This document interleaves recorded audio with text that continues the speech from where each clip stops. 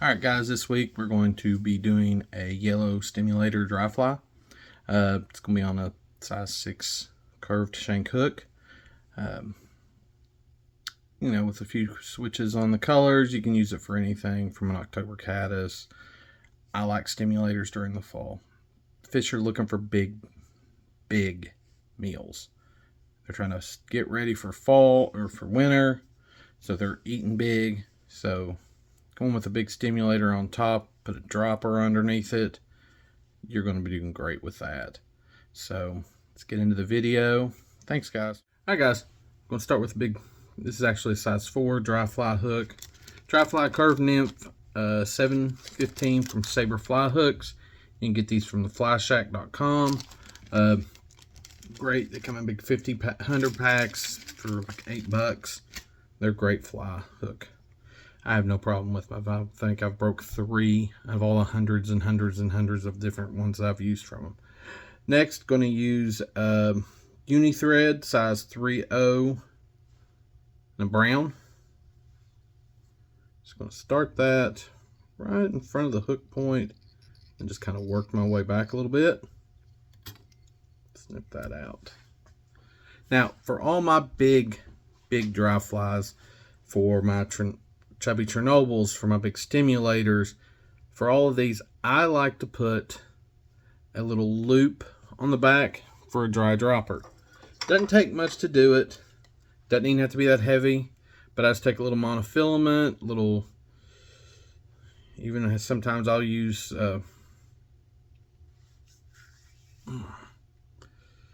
use a little bit of wire, but normally it's a little monofilament, just about 4 inches of it. Double it over, and then just kind of tie it in. Just a couple quick wraps around through there, just to get it started. And then tie it down. What that does, just gives me a little something to tie off of, instead of tying onto the hook bend. I'm not a fan of doing that. I would rather do this. I like having the little drop rig on the back of it. Makes it easier, especially with these big ones. That way I can hang off the filament. I can hang off the dropper on it, a little bit of tippet, and as I need to, I can change that, and as it shortens up, I can just change out right there instead of having to do a lot of rigging. I can also, sometimes I'll tie it off the hook eye, but for these big ones, I like having this on there. Plus, what this is also going to do is it's going to help hold the tail up because of where this curve is.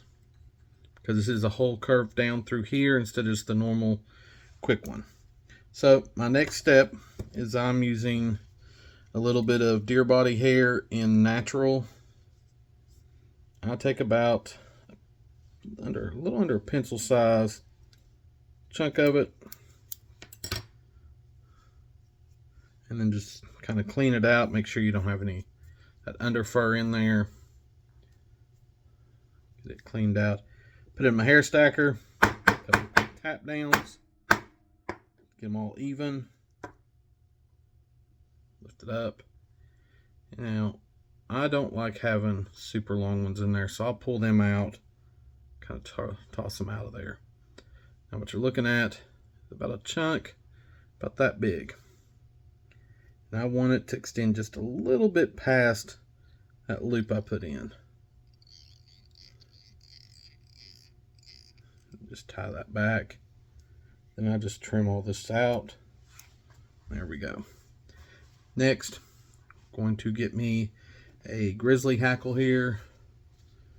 And let's see here, get the right size one. Because this is such a big hook, I can use a pretty good sized feather for this. There we go. Clean it up. You don't want all these fuzzy one there near the bottom. Clean that out. And what I do whenever I'm doing hackle, I trim it off a little bit with my scissors. And if you notice, it'll leave a little bit of bristles up on there. Kind of hard to see, but you can sort of see them there. What that gives, it gives your thread something to kind of grab a hold of when you do this. Couple of quick wraps back in, couple of quick wraps taking it back to the back. Next, it is time to put our dubbing on. So what I'm going to use is So I've got a little bit of yellowed up actually. Let's see here.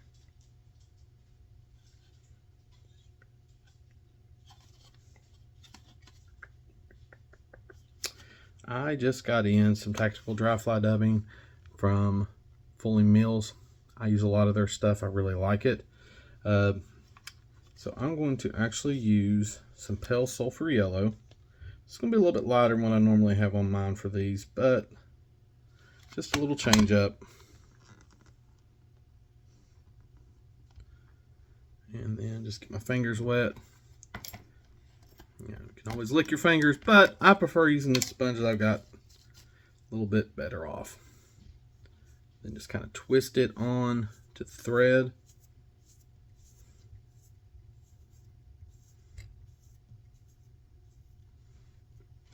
And that will make your dubbing noodle on there that way.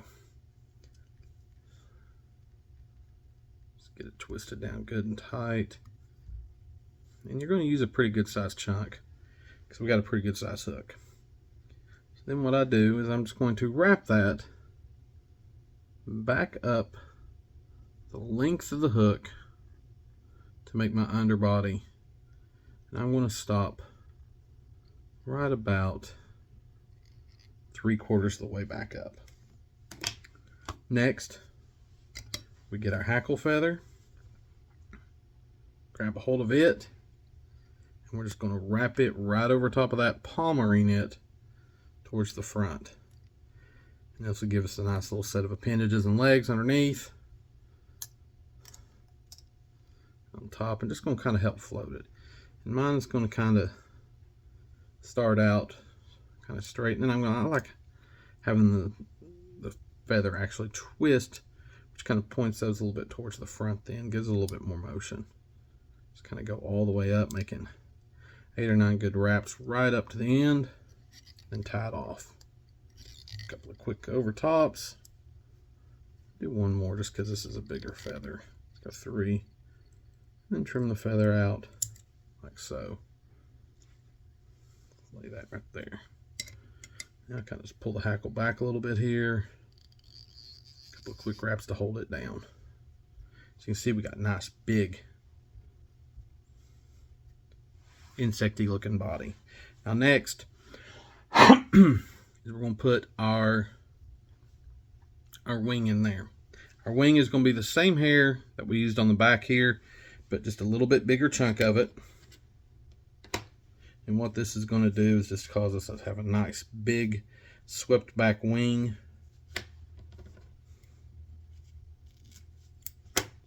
We're going to do all the same things, kind of clean it out a little bit just so it doesn't have all that under fur under there, just so you're not having to try to wrap through that stuff. You can even take a comb, get you a few swipes with that comb just to pull any extra out of there. There we go. And then back to our hair stacker. And then it goes into it. Tap it down there a little bit. Couple quick knocks down. Pull it out. Now what I do, when I put it on there, I want the bulk of them to stop right at the body. Basically just covering that. Okay. Then I'm just going to pinch that down. Hold it in place. We'll make a couple of loose wraps to start, maybe 3 in this case because it's kind of thicker, and then just pull it all down. And that is going to lock your wing in place. Now, of course, you got all this hair that's kind of frizzed up on you here, and we're not trying to make a deer hair head, so we're going to get that stuff out of there. Just going to trim it out. I just usually pinch it, give it a couple of good clicks to get it all out of there, and then anything that's still sticking up, kind of just sweep back and then just tie it all down and trim out a couple of the other ones. Okay, now what we're going to do next is we're going to come back in there with a little bit of another piece of grizzly hackle feather, trim it off the exact same way, get our barbs there, nice and loose there, so we can grab it with our thread and just lay it right there the length of it. A few quick twists to tie it in. I just tighten it down real tight. Pull down real tight because you got that deer hair. It'll compress down and it'll help hold that all in place. Then I'm just going to go back in there with a little bit of the same dubbing I used on the back. And we're just going to do the exact same thing. You don't need quite as much this time because this isn't going to be covering the same amount of area. A few quick twist of it, get it good and down.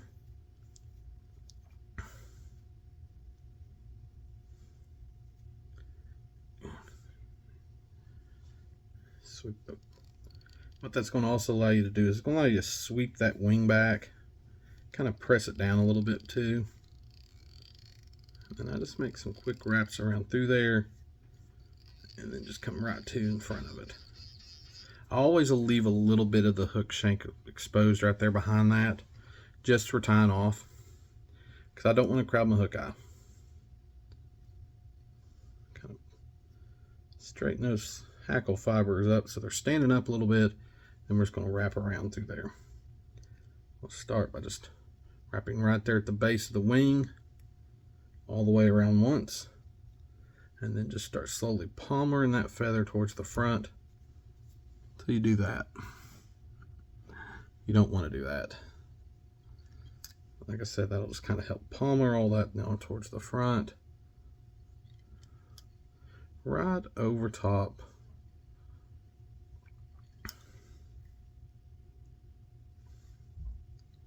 of your dubbing. And then I go right to the end of it, a couple of quick thread wraps over. Like I said, I normally like doing 3 when I get on these bigger hooks and hackle feathers, just to help hold them down.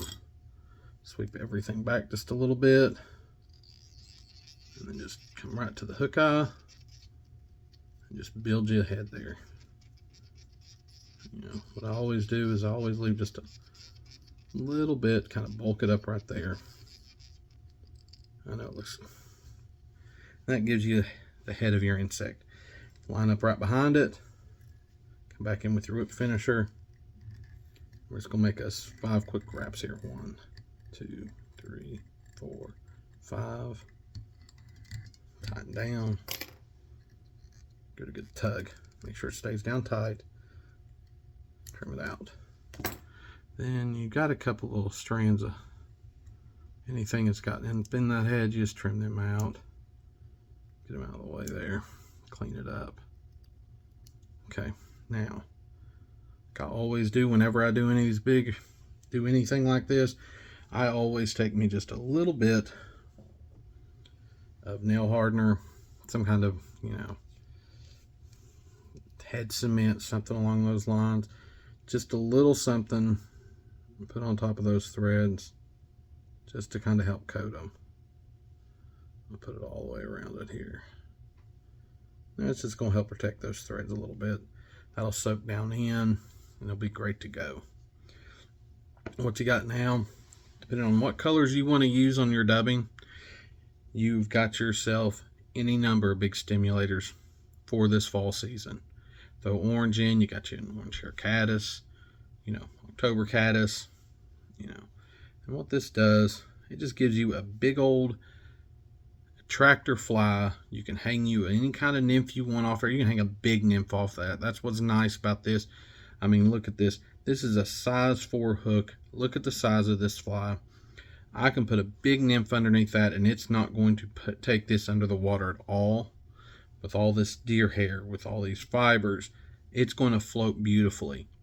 So I'm not going to have to worry about what size nymph I got. I'm not going to have to say, oh, I hope my size 16 isn't going to sink my dry fly. I'm going to be able to hang a size 10 nymph off this easily. Big nymph, big stonefly nymph, because they are looking for big meals in the fall. Your trout, your smallmouth, all of them. All right, guys, take a good look at this. Remember to like and subscribe. I want to get out of here. You guys have a good day.